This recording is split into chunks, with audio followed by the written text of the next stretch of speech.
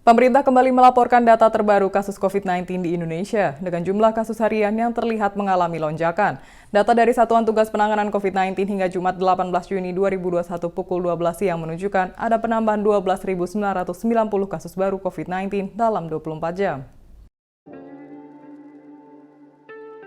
Penambahan tersebut menyebabkan total kasus COVID-19 di Indonesia saat ini mencapai 1.963.266 orang. Terhitung sejak kasus pertama diumumkan Presiden Joko Widodo pada 2 Maret 2020. Informasi ini disampaikan Satgas Penanganan COVID-19 pada Jumat sore. Data juga bisa diakses publik melalui situs covid19.go.id yang diperbarui setiap sore. Data yang sama menunjukkan bahwa ada penambahan pasien sembuh dari COVID-19. Dalam 24 jam ada penambahan 7.907 pasien yang sembuh setelah terinfeksi virus corona. Dengan demikian jumlah pasien COVID-19 yang sembuh di Indonesia hingga saat ini mencapai 1.779.127 orang.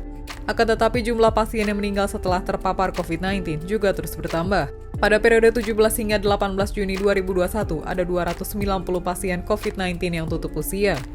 Sehingga angka kematian akibat COVID-19 mencapai 54.043 orang sejak awal pandemi. Dengan data tersebut, maka saat ini tercatat ada 130.096 kasus aktif COVID-19. Kasus aktif adalah pasien yang masih terkonfirmasi positif virus corona dalam menjalani perawatan di rumah sakit atau isolasi mandiri. Selain itu, pemerintah juga mencatat bahwa kini terdapat 111.635 orang yang berstatus suspek. Sebanyak 12.990 kasus COVID-19 diketahui setelah pemerintah melakukan pemeriksaan terhadap 132.215 spesimen dalam sehari. Pada periode 17 hingga 18 Juni 2021, ada 73.805 orang yang diambil sampelnya untuk menjalani pemeriksaan spesimen. Selama pandemi berlangsung, pemerintah sudah memeriksa 18.438.024 spesimen terhadap 12.335.197 orang yang diambil sampelnya. Dengan catatan satu orang bisa menjalani pemeriksaan spesimen lebih dari satu kali. Kasus COVID-19 saat ini sudah tercatat di 510 kabupaten atau kota dari 34 provinsi yang ada di Indonesia. Artinya sudah lebih dari 99% wilayah Indonesia terdampak penularan virus corona.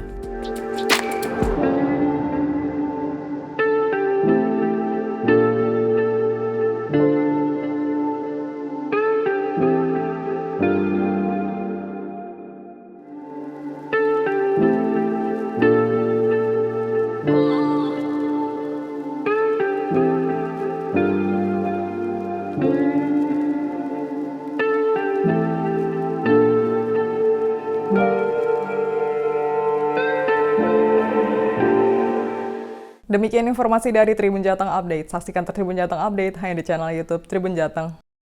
Jangan lupa follow, like, dan subscribe sosial media Tribun Jateng.